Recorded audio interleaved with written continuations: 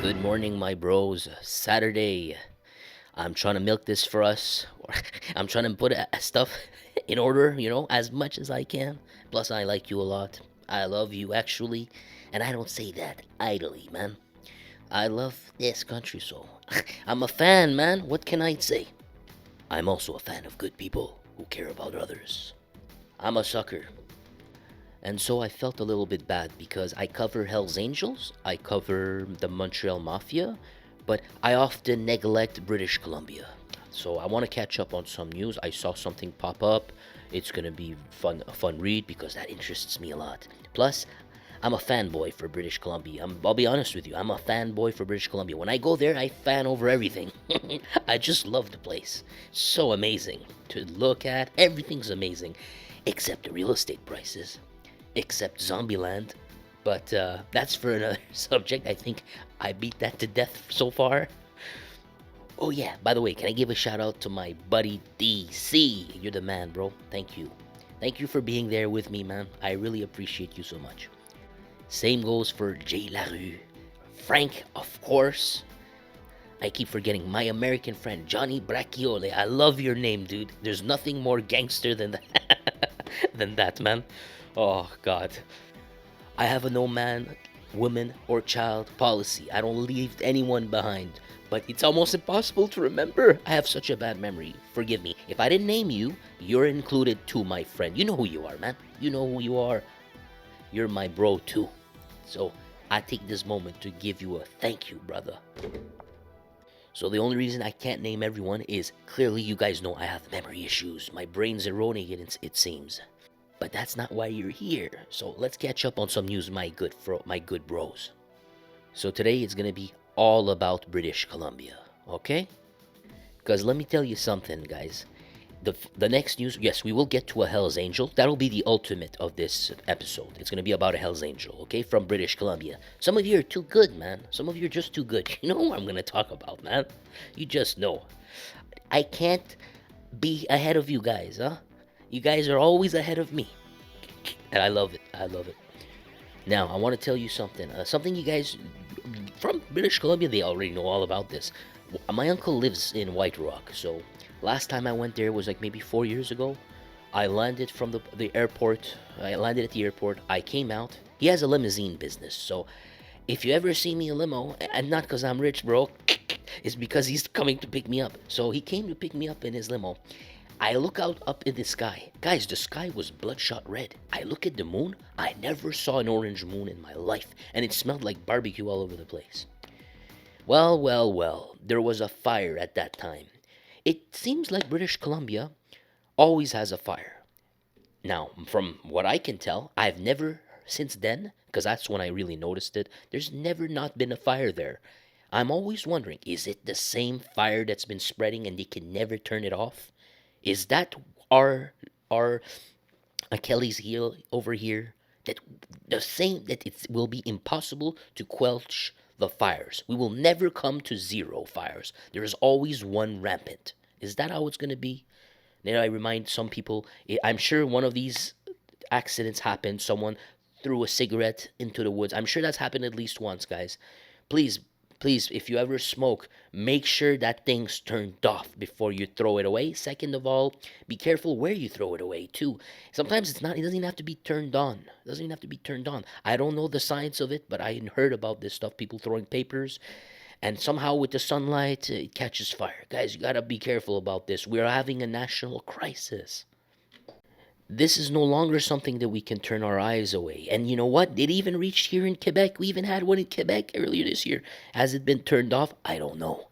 Burned with terrifying ferocity overnight, destroying homes and risking lives. It was one of the most challenging nights of firefighting in our history. It was like 100 years of firefighting all at once in one night. Despite hours of efforts, Friday afternoon, West Kelowna houses were engulfed in minutes. Across the water, seniors at a care home in Kelowna were carefully taken to safety as UBC Okanagan was evacuated, and Mounties rushed to warn those living north of downtown to flee. It's kind of indescribable. You can't really put into words. We were just out behind the house, raking, trying to do what we could. Gave it our best shot, and now it's in the Lord's hands. Right now, I think I'm watching the fire hit my house. Thousands of people have been evacuated. Some are at reception centers, others wherever they can find space, waiting to see if their homes have survived. We are so worried about our house, our family, our friends even. I could see the mountains were burning all the way to Lake Country. It was just a fire here and there. I never thought it'd ever get there, but it got to where we were evacuated too. Sleeping on a friend's couch, and I don't know. We're gonna keep watching the doorbell camera and see what happens. Municipal fire crews have been arriving all day from Metro Vancouver to try and protect as many homes as possible, but fierce winds keep whipping the flames. They're pleading for people to listen to evacuation orders to avoid any loss of life. We had to send our CMP fire department staff and our own staff back into evacuation order zones to try to get people out. That puts their lives at risk. It's going to be another uneasy evening for people here in Kelowna. What would typically be a busy Friday afternoon on the waterfront is silent. A lot of people really anxious tonight, John. Dang, it's a shame. It's a shame. You see, even in this fire, looking at this footage, you gotta admit British Columbia is beautiful. It's gorgeous. Imagine, even in this smoke and fire, in this hellish environment, you can find beauty in British Columbia. I'm broke as hell. You guys know this. If they would have paid my plane ticket and I can get a week off, I would be happy to go there and help them any way that I could. Whatever they need, man, I would love to. It's a national emergency. Is there not a way for... Imagine if all Canadians together, we banded and we said, we're going to turn these fires off. We're going to find a way, all of us together. I don't know how, but all of our efforts together. Instead of a small little fire department handling everything. They look like it's above their pay grade at this point. It's like it did overwhelm. You heard the guy. It's 100 years of fire in one evening. God bless you guys. All right, friend. We're going to have an update on Larry Amero, the Wolfpack leader for the Hells Angels. Seems like he is the emissary for the Hells Angels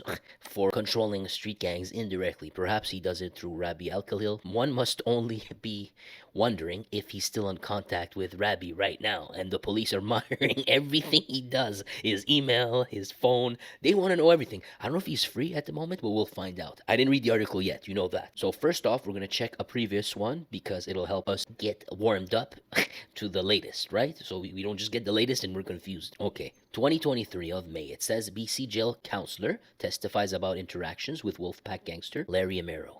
All right.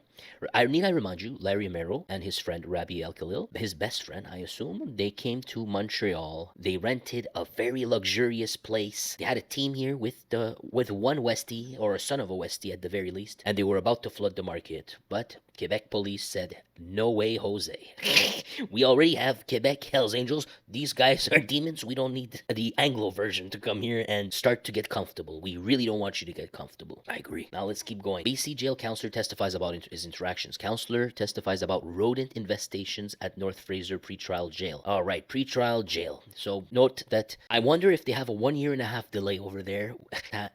And a half time served. I isolate our province's legal departments. I try not to blame one for the other. Same for Hells Angels. Hells Angels in British Columbia, they're innocent of any charges I give for Quebec Hells Angels. They deserve to be judged for their own merits, their own deeds, their own greed, whatever if they do something. You know what I mean? Or else it's not fair. What happens if a bunch of Hells Angels in Quebec, it would never happen. I have to give you a horrible example. But what happens if the Hells Angels in Quebec, I don't know, they had a gang rape? Are we going to blame the Hells Angels in British Columbia? Hell no, we can't. They are made by human beings. Each human being is different. And they're not even living next to each other. You know what I'm saying? They're not even, somehow, maybe they never even met some of them. We have to keep them separate. So I don't know, legal system too. I don't know if it's late or not. We're going to find out eventually. It's a topic of our channel here. So what's going on? Pretrial jail. This is nothing new. Trying to get a lesser sentence, make things easier, complain after causing havoc on the streets. Now they're babies. Yeah, I got you. That's nothing new. They're trying to game the system, maybe. I don't know. But let's keep going. So here's Larry Amero. I assume this is an older picture. You look, he has the Hells Angel insignia right here on his chest. And remember I told you guys about the British Columbia tattoos?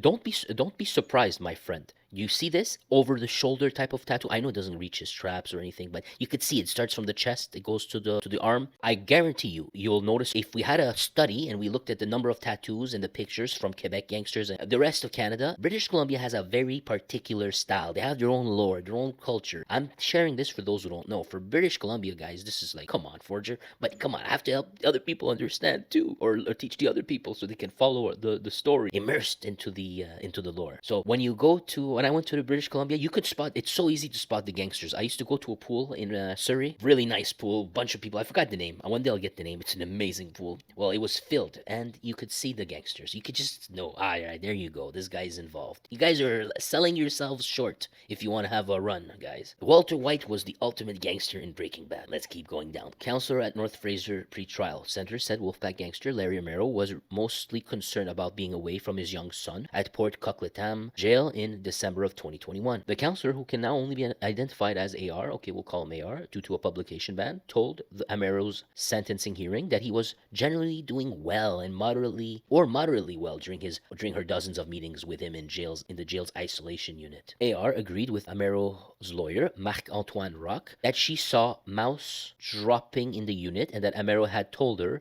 that the drinking water came out of the tap hot. As a result, he would fill up a number of cups and let them sit overnight to get them to room temperature, she told Justice Myriam Maisonville on day 11 of the hearing, which is expected to run another 9 days. Yeah, he wants a hotel, huh? You want a hotel. He wants a hotel stay. He wants it to be as comfortable as possible in jail, eh? Roch focused on conditions in the isolation unit where Amero was held with co-accused Rabbi Al-Khalil until the latter escaped in July of 2022, a month before he was convicted of first-degree murder for the second time. Right. After he broke out, Amero was moved to a regular unit at North Fraser. A jury convicted Amero last August of 2 counts of conspiracy to off-arrival gangsters Sandip Dure and Sukhvir Dak. Dure was gunned down in January 2012, while Dak was shot a month later in November. I almost made a cardinal sin of pronouncing these words and getting the AI to flag my videos, and then I have to go through an endless loop, and I had a video demonetized 3 times, or was it 4 times,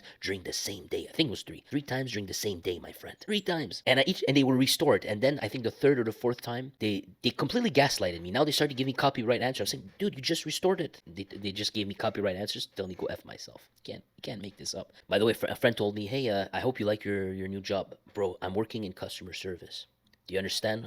Some people don't know what customer service really like. Those who know, they know. There's nothing to like. There's nothing at all to like.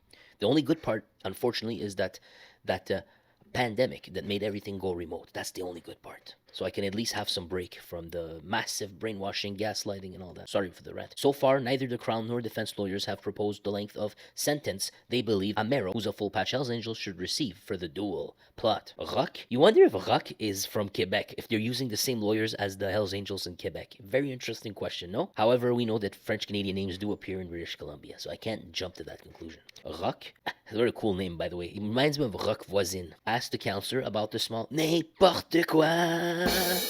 Roch asked the counselor about the small outdoor exercise yard that Amero had access to on the isolation unit. AR, I remind you, AR is the counselor, agreed that it was much smaller than the one inmates in regular units had access to, did not get direct sunlight, and had a spin bike and some pull-up bars for exercising. There's kind of like a grate all the way around it, so I guess in some ways in winter time it would be maybe not as comfortable to use because of the weather. Under cross-examination, prosecutor Sandra Dworkin asked AR, the counselor, about her notes on her initial meeting with Amero, which happened in the middle of his trial after evidence was called related to a 2011 shooting in Kelowna, which left Amero wounded and his close friend Jonathan Bacon dead. Those who don't know, there was a shooting back then. It was United Nations versus the Wolfpack Alliance. They ended up assassinating almost all of their enemies, and recently, I need to remind you one thing, guys, those who don't know. The kingpin in question that had beef, it was Sukhvir Dak. It was mentioned earlier.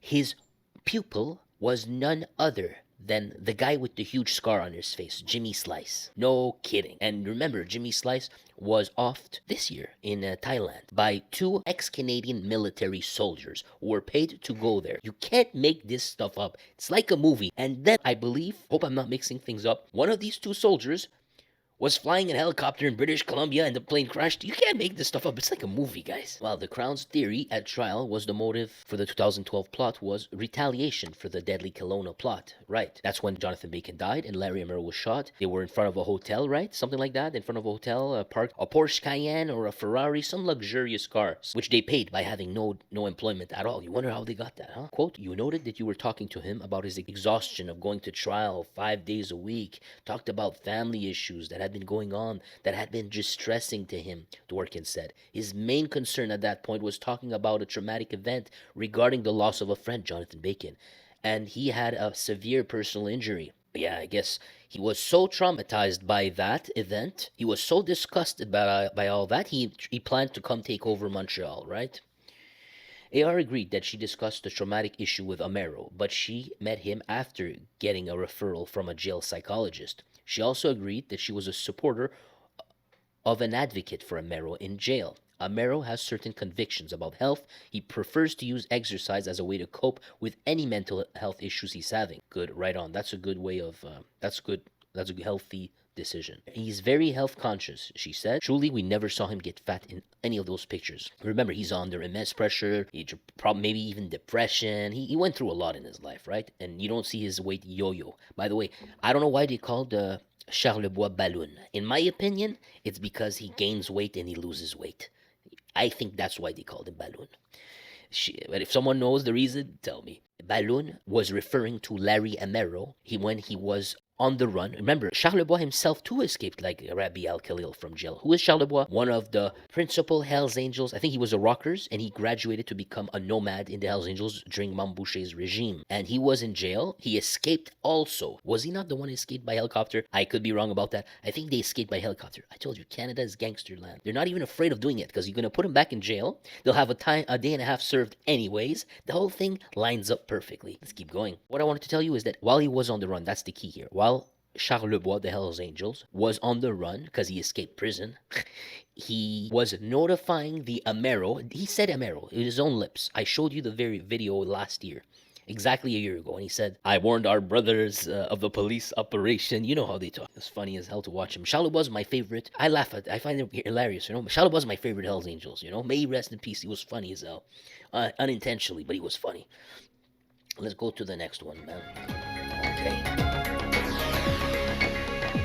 So this is an update on the Larry Amero case. Wolfpack gangster Larry Amero should get life for 2 murder conspiracies, says the Crown. A jury convicted Amero. Oh, by the way, August 14th, 2023, a week ago. So a jury convicted Amero, who is also a prominent Hells Angels, a year ago of 2 counts of conspiracy to kill rivals, not surprising, Sandeep Dure and Sukhvir Dak. That's the guy I told you who Jimmy Slice was his understudy. Where do you think Jimmy Slice learned to combine chemicals and all that stuff? How to operate? There you have it. That was the guy. You see how I was saying? It's like a chain of events that leads to another chain of event. You can almost, like a black belt in martial arts or a Gracie Jiu-Jitsu black belt, you could say, oh, my lineage has to go up to the Gracies or whatever. You can almost line them up, friend. You can almost line them up since the days of none other than legendary Bindi Joel. I'm still around. Let's keep going. So, Wolfpack gangster who conspired to kill two of his rival in 2012 should be sentenced to life in prison because of his egregious, I don't even know how to pronounce it, man. Egregious nature of his crime. Crown prosecutor Mark Sheardown said Monday. Sheardown said Larry Amero, who is also a prominent Hells Angel, had been entrenched in a criminal lifestyle for many years, and the offenses for which he has been convicted are egregious and posed a serious threat to safety of the community. A jury convicted Amero almost a year ago of 2 counts of conspiracy. We know that, we just read it. Amero's co-accused and former roommate, Robbie Al-Khalil, was convicted of first degree for Dure. Need I remind you, he was at the scene in that hotel's. There are camera pictures of him, I don't know, drinking at the bar or something like that on the lounge, just, you know, with his back turned on the side, and I think almost pinpointing him for the sniper. Or I'm making that up. There was no sniper. But it's almost like you point it at the guy. That's the guy I want you to get. You can't be dumber than that, bro, than to be at the crime scene. But Al-Khalil escaped from North Fraser Pretrial Center in July of 2022 because he knew he was over. He was going to get his recompense for a useless life. His brother got killed in Mexico. How does he remember him? By doubling down. I'm sure his brother is up somewhere or down somewhere looking at his brother and saying, that was wrong, bro. That was wrong. And he would have been right. Jail. And he didn't like the end conclusion. None of them do. They can't accept the inevitable, most of them, by doing all this crazy stuff. You know, there's a way to operate without becoming a total lunatic. But they chose the lunatic path, and here, that's the result you're going to get. And now he's going to set the example for others that maybe we could escape. You don't even need to face the law. Sheardown told BC Supreme Court Justice Myriam Maisonville that Amero, quote, played a central role in the murder conspiracies, and his level of moral culpability was very high. Quote, his lengthy campaign motivated by greed and revenge to have his rivals offed displayed a callous disregard for human life and public safety. That's a big one for British Columbia. British Columbia, this is almost like a signature. How they've been doing their you know what. There are no meaningful indications that the risk he would pose if he were to be released has been reduced in any serious way. There are no mitigating circumstances sufficient to justify reducing his sentence to something less than a life sentence. That's Sandip Dure right there, affiliate of the United Nations. He had his own crew, it seems. Sandip Dure was gunned down in 2012. May he rest in peace. And Vancouver's well-centered restaurant. At least he's trying to dress like a businessman. He had a little bit more sense in him, it seems. Let's go down. He said life sentences on 2 conspiracy counts are necessary to address the purposes and principle of sentencing. Don't you think? You have to actually mention that these days. In Canada. Quote, anyone with such a casual disregard for human life and public safety should be incarcerated for a significant period of time and remain under the supervision of parole authorities indefinitely. Why should he even be in parole, man? But if Maisonville decides a life sentence is not warranted, don't worry. The Sharedown submitted that 2 20-year terms served consecutively would be appropriate. Here we have a picture of Rabbi Al-Khalil. Could you see the despair in his eyes leaving his soul when he could tell this guy knew it was over for him? What a degenerate. Look at that. However, he ensured that the sentence is not unduly long or harsh. Crown submits such a sentence shouldn't be reduced to 26 years imprisonment, which could be calculated as 13 years on each count to be served consecutively. He said Amero should get 8.5 years credit for his time spent. He has spent in custody since January 24th, 2018. So he spent 5 years. They want to give him 8.5 years credit. So that's not a year. So at least British Columbia, they're not arguing for a times and a half, because that's not a times and a half, right? He's been there for 5 years. And here's the reward, $250,000 for this man. You wonder what he's up to right now. Al-Khalil's sentencing is proceeding this week as well, despite his absence at the Vancouver law courts. If he's in Canada, I think he'd be in Montreal, because there's so many Arabs here, he could blend in. There's another guy probably in here, in our province, that looks like him. So many people that look like him. He'll be able to blend in, no problem. Al-Khalil's sentencing is proceeding this week. Oh, except the speaking part. That's true. It's very rare these days that an Arab doesn't speak French, man. You know, especially in Quebec. Mostly they come from countries like Morocco. They do speak French already. I doubt he does. If French is a language that if you don't use, you're gonna lose, bro. Especially the writing part. You have no chance. If you don't use it, you will lose it eventually. Al-Khalil's sentencing is proceeding this week as well, despite his absence at the Vancouver law courts. Sharedown said the Crown's position on Al-Khalil's sentence is somewhat simpler. What does he mean? Quote, on the first-degree murder count, obviously, the sentence is mandatory life imprisonment with no eligibility for parole for a period of 25 years. On the Dak murder conspiracy count, this to me makes absolutely no sense. I've seen people leave earlier than that. I don't know. I don't believe anything like this ever again. I'm not a believer. 25 years, yeah, right. On the Dak murder conspiracy count, the Crown is seeking a life sentence that would run concurrently to the conviction, he said. Sharedown pointed to a series of messages sent between Amero and Al-Khalil and others during the dual murder conspiracies about getting weapons, tracking the targets, and having teams assembled and ready to go. He also read a victim impact statement written in April of 2023 by Dak's girlfriend at the time of his death. I think Dak had a child, right? If I'm not mistaken. He's been growing up without a son, if that's the case. And you know what? When you listen, Dak actually tried to help his community. He was part of, was it a gang squad? Gangbusters or something like that in British Columbia? Most of you won't know, the British Columbia people. Some of them won't know. There's a series that the Vancouver police has created, and Dak became friends with a leading officer. This officer interviewed him many times. Dak would speak freely. He'd said, I know I'm going to leave this planet soon, for sure. And he would tell the children, please stay in school. Do anything but this. He actually had some good inside of him after all that. He just had a life of regrets. And that's not just one fact proving that. In his way of conducting business, the police, in their investigations, they found out that this guy tried as much as he could to be diplomatic with his rivals. He tried to split a piece of the pie. But as we know, somehow it seems, through our trail of evidence, there's a supremacy aspect going on. When you're under the tutelage of the Hells Angels, it seems, we saw this in Quebec without questions, and if you judge by Larry Amero conducting these operations against him, making sure there would be no negotiations, there would be no middle ground, you see the difference between someone who's a full-blown supremacist, control, psychopathic, and someone who, well, he had to play his cards. He didn't have a choice anymore. They were not having it. Do what you will with that. But the man here, at least, did something at the end of his life to correct his wrongs. He tried. I'm sure if you show those videos to kids, will make a difference.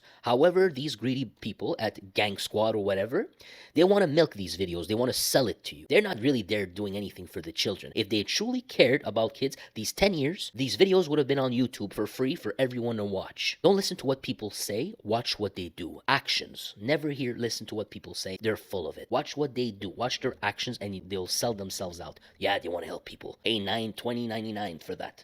Guys, can't make this stuff up. Where's your honor? As I tried to write this, it brought me back to a time where I felt... This is his girlfriend. As I tried to write this, it brought me back to a time where I felt completely helpless and full of fear, said the woman, whose identity is protected by publication ban. Knowing that Suk was being hunted and that I could be in an opportunity for someone to find him was a heavy weight to bear. Of course it was, my dear. Suk Dak leaves BC Supreme Court. I made a video about this, about his case with the Supreme Court, the bust that was used against him.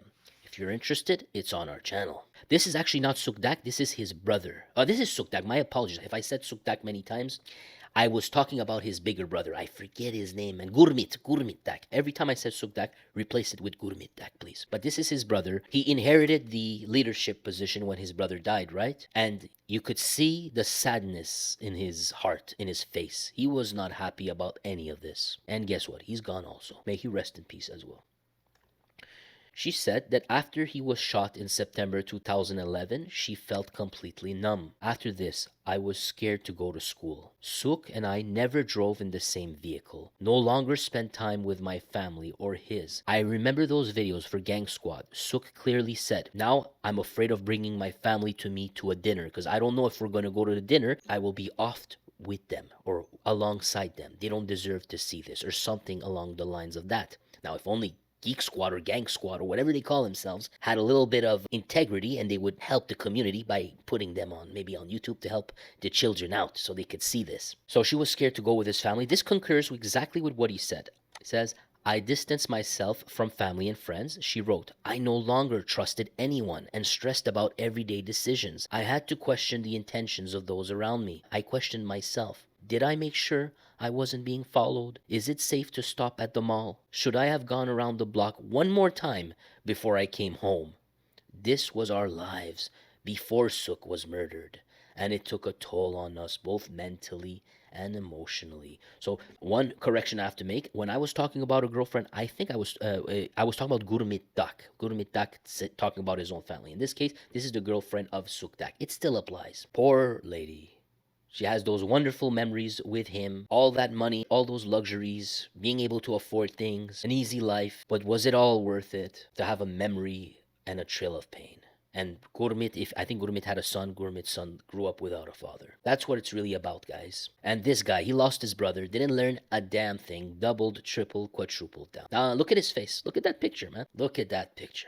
Look at his face, man. Anyways, guys, I'll leave it at that. Thank you so much for watching, my friend. I'm trying to maximize as much as I can this weekend for you so we can catch up on things because the uploads will start to dwindle a little bit. I won't abandon you. I have a policy, no man, woman, or child left behind. Because me, I felt left behind, unfortunately, and a lot of us did. This is a place where we pick each other up. We try to help each other up. Out there, it's clown world. You know this already. It's full-on clown world. But over here, we have a little bit of voice of reason among us to share. And do the right thing, man. Do the right thing for your family. If you're one of those guys who's involved in any of this, I'm not saying snitch your friends or anything like that. Of course not, man. I'm just saying, think twice before you act like this. There's ways to do your things without all of this. Try to split the pie, if anything. Try to be diplomatic, guys. Come on. None of this ends well if you're not trying to be diplomatic. And if the other side's not trying to just meet you halfway, that's maybe a different story. At least try to do something. You'll help your community, you'll help yourself, and you'll be able to continue continue feeding yourself, probably. Now, I'm not encouraging anyone to engage in any criminal activity whatsoever, okay? I just gotta make that very clear. Let's read some comments, because I saw 29 comments, or 27 comments. This is gonna be juicy, guys. It's gonna be juicy. It says, throw away the key. His girlfriend is still in school. He's in his late 40s. P.S. Girlfriend, what did you expect from dating a low-life gangster, he says. Yes, that statement stuck out to me as well. The woman was in school back in 2011. She's talking about what it was like at the time he was shot and later offed. And Dak was 28 when he was killed. I guess they're talking about Sukdak, because that's Sukdak's girlfriend. You are a great crown. Is that lawsuit against Dennis Watson over? So she has a lawsuit, it seems. Or they're talking about a certain lawsuit. I have no idea what it is. Someone wants to aware me. Keep going down. Set up a tombstone-style shootout and let them all do it to each other. And by the way, before anyone starts, not interested in your bleeding heart comments. Well, good thing the liberals are in power. He'll be out next week. Why do you let one person live after taking another one's life? Who has the right to say, wonder if he did escape or is he in witness protection? Oh, good point. Oh, good point. Not sure what you mean by that. Just a simple question on my part. Nothing more, nothing less. She was agreeing with your statement. Organized crime got Robbie out, but not Amero. But hey, full patch Hells Angels have escaped before. Did I not speak to you about that? Can't say that I've ever heard of that happening before, other than on some movie screen, of course. Breaking someone out of jail would be no small feat, after all those places are designed to keep people in one place. René Charlebois, here you go. Confirmation. My memory's not good, but it's still not too bad either, huh? René Charlebois escaped from a minimum security prison in 2013, from Saint-Jérôme, Québec, where the full patch was doing time, among other things. Murder, he committed suicide while hiding out. He deliberately, right on, left behind tapes that showed the corruption of a top Montreal police officer that sent the bent copper to 7 years in prison. Gudon Barbeau, a Hells Angels sympathizer, escaped in a hijacked helicopter from Saint-Jérôme jail also in 2013. Is that two separate escapes? I cannot remember. Or is it the same one with Charlebois? March 17th, 1981. Sergei Walton, Sergei, escaped jail with the help of a guard. He was a Oakland full patch Hells Angels former president. So this is in America, right? Of the chapter later in life, he became an informer. March 2015.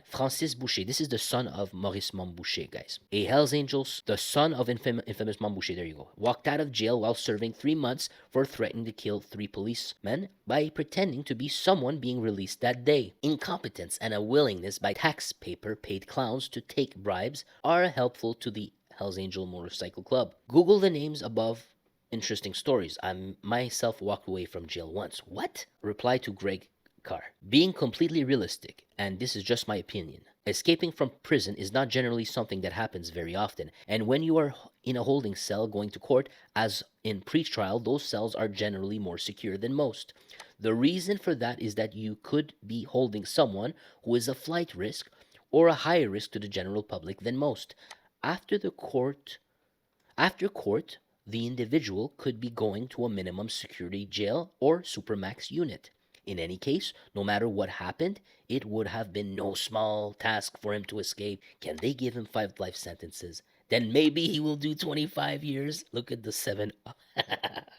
What's his name? Timegre. Oh, God. He's from Quebec. Best criticisms, the most pointed criticism, the biggest complainers, by the way, in all of Canada, the ones who like to voice themselves the most, is Quebec, by the way. I'm not saying that as a criticism, That's where I got mine from, guys. We love to complain over here. That's one reason you don't want to do customer service over here, man. They complain about everything. They're like babies, man. Way too harsh, and they can't be told no. It has to be, they complain about the tiniest things, man. Way too harsh a sentence for mere conspiracy. Lol, friend of yours, totally disagree. He is in organized crime and has various previous convictions. Well, the comments were fun to read, man. They were fun to read. I had a good laugh this morning. Put me in a good mood. Thank you for staying with us, man. God bless you. Thank you. Who's next to go? Find out by joining the Crafty One, where we keep Canadians and Americans updated on the latest on the Canadian mob wars. Who shall die next?